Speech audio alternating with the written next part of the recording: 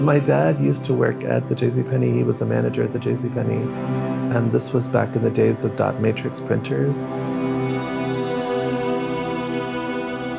And so he had all that green and white paper with the dots on the edge. Stacks of paper in the house. It felt so good. It was freeing.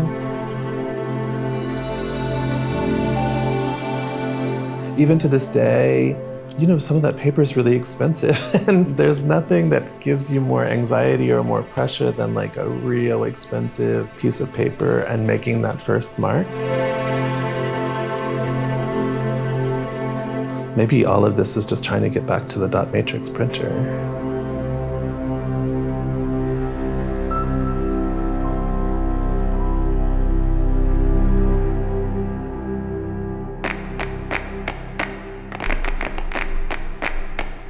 My work pulls a lot from Mexican culture. I feel like a certain kind of connection to that.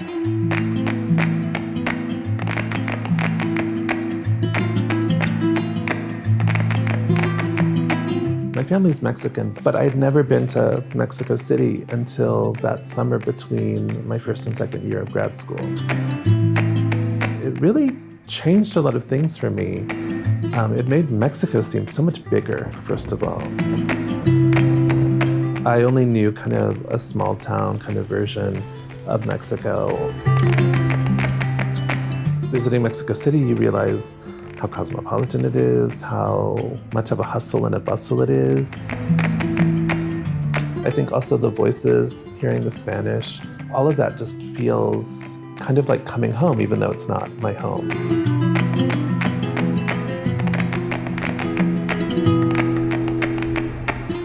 Mexico City in particular is such an interesting mix of this kind of like colonialist, kind of Spanish, kind of European aesthetic. At the same time that it is still very tied to its Mayan and Aztec predecessors, and I love that fusion.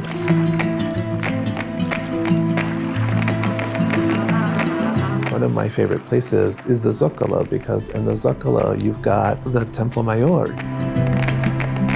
This really beautiful space that they're still excavating, they're still learning things about. But then right next to that, you have the cathedral that's literally made from the bricks of Templo Mayor.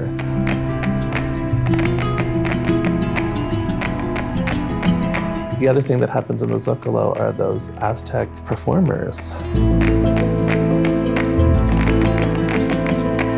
It's maybe a show for the tourists on the one hand, but there's also some really deeply felt beliefs, and I think you feel both of those things at the same time. They're utilizing sort of contemporary things. They're not trying to make something like it was a couple thousand years ago. They're making the thing that references the old thing at the same time that it's a contemporary thing. And it feels kind of like what I'm trying to do in my art.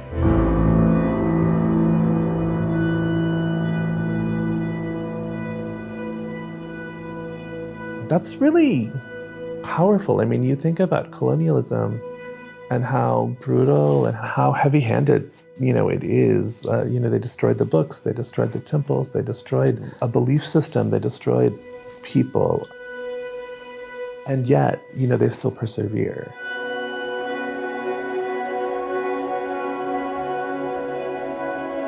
The story of the conquest is really complicated. In my head, I'm thinking of the splendors of Montezuma's kingdom. And I'm thinking, wow, that's amazing. Look at what he was able to accomplish, the temples, the canal system. Just the art that came out of that time period is so incredible. But the Aztecs, in order to have acquired all that wealth, they were actually very brutal too.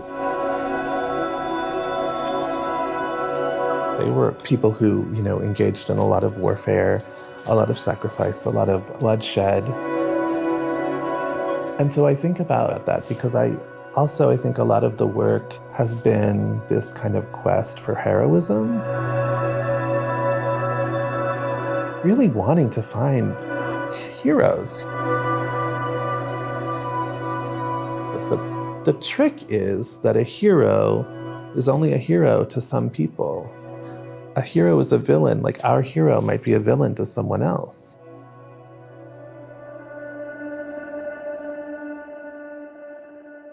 And I wonder,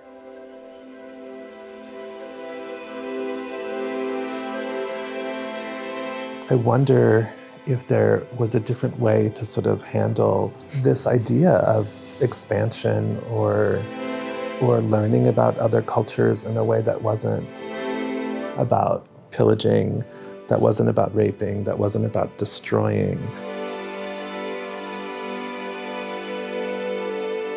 But if it was like a kind of beautiful exchange of ideas and information, like what could that look like?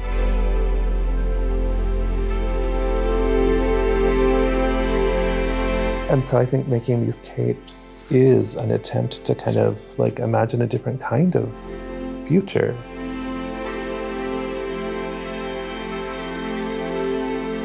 You know, you can kind of imagine what those headdresses and what those capes and what those rituals would have been like. But also thinking about Walter Mercado, thinking about Liberace, thinking about superheroes. You know, there's a certain pageantry that comes with putting on a cape, no matter what.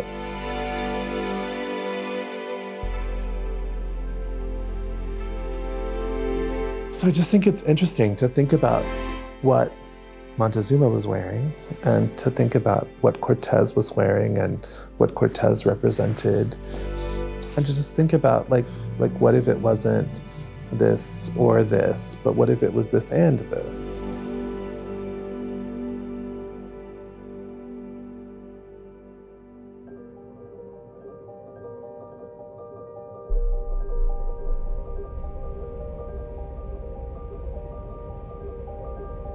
Going to the pyramids is a bit of a journey.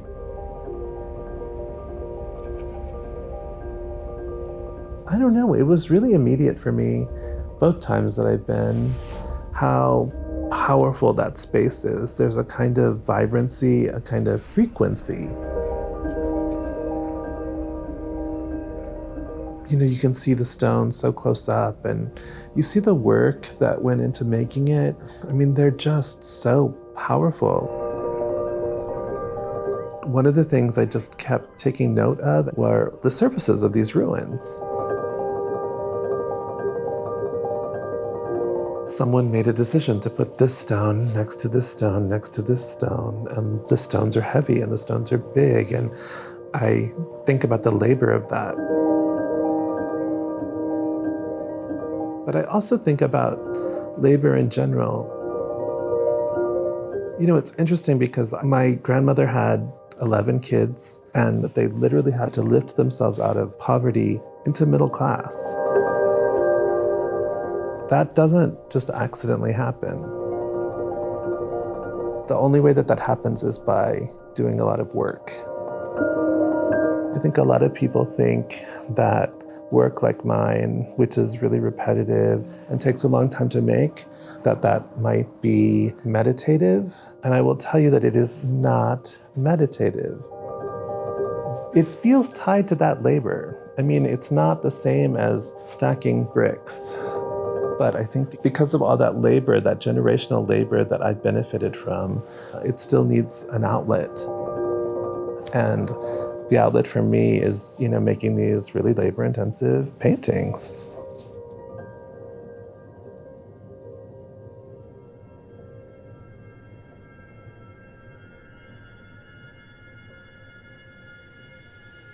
I'll say that the whole series, this kind of circle within a square, probably started after my first trip to Mexico City. I went and I saw the Aztec calendar in real life.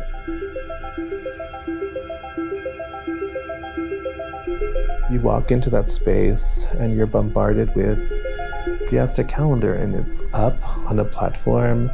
It's so beautifully lit. And it's this thick monolith, right? It's so powerful. And I had grown up seeing the Aztec calendar, but like reproductions of it. I'd grown up seeing it on t-shirts, on bumper stickers. So I think I thought I knew what I was gonna see. But then when I actually saw the real Aztec calendar, it was like a punch in the gut. I immediately went home, after that trip and kind of trying to unpack all the things that I had seen and started painting it.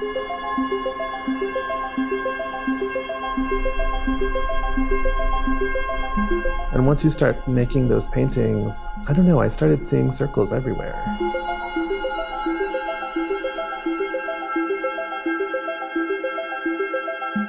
It's a piece of brain coral, but it's also like a sewer grate,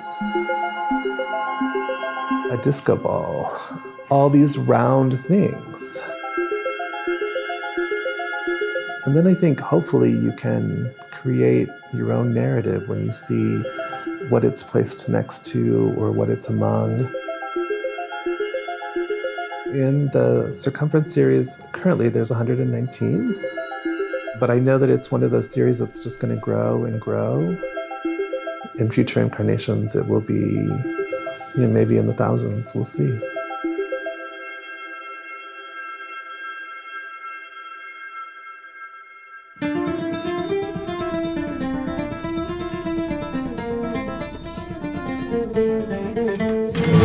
So I've kind of been making my own versions of papel picado for years.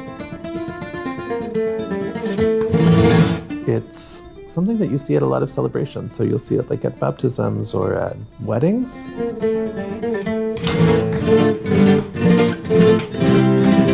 It's this thing that I think represents a celebration. We were able to work with a workshop in Xochimilco.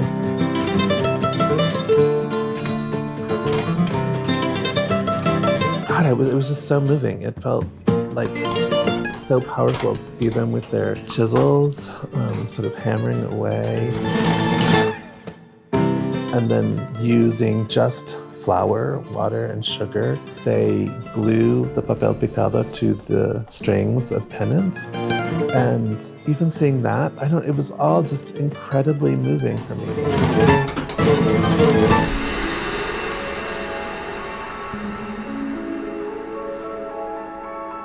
There are traditional images that you see in papel picado, but in my papel picado, you'll see like flies.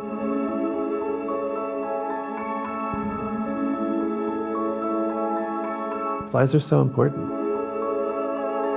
They break down biological matter, they break down biological materials, so we would be in real trouble without the fly.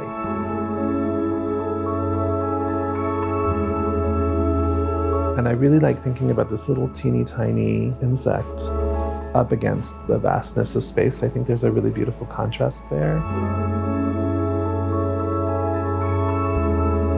That sort of insignificance in terms of the scale of the fly up against the cosmos. I really like thinking about that. I like thinking about how insignificant we are in the grand scheme of things. It makes me not stress out too much about being 5 minutes late for a meeting, or, if I'm having a bad day in the studio, like, no sweat, right? Because one day we're all just gonna be swallowed up by a black hole.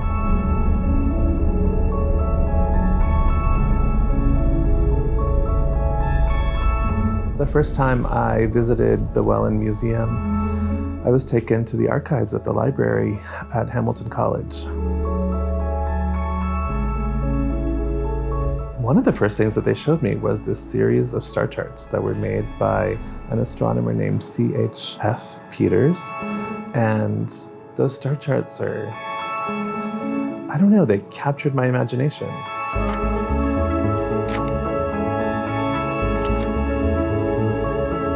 They're like these really meticulously made graphs, and he's plotting out the location of the stars from this specific telescope. They're really beautiful, but my first impulse was, wow, I would love to draw on those.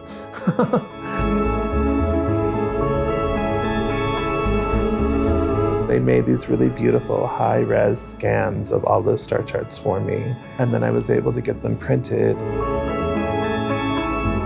When you think about star charts and astronomy, so much of that is from an Earth-centric perspective. And when you then open up your mind and realize how huge space is, I don't know, I can start to imagine what the stars might look like from a different vantage point. And then I think anything I could conceive, any arrangement of the stars that I could paint, well, because of infinity, it exists.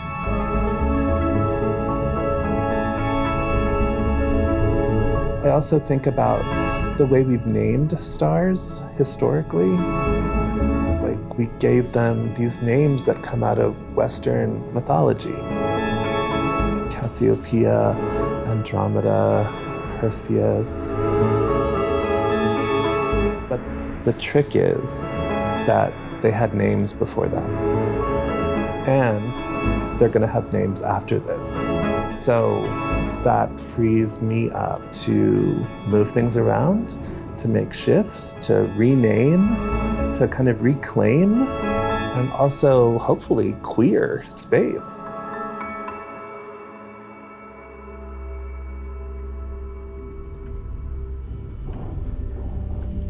History is so tricky because whoever wins kind of gets to dictate the terms with which history is remembered. And, you know, the truth is way more complicated than that. The truth is way more nuanced. And with that nuance, I can kind of go in as an artist, which I think is different than going in as a historian. And I can complicate things, I can queer things, I can add my rainbows, I can add my innuendos. Because you can't fight some of that stuff. Like, you know, you can't change the way people think, but you can maybe go in and make it a little bit more complicated, right? Add a little bit more complexity.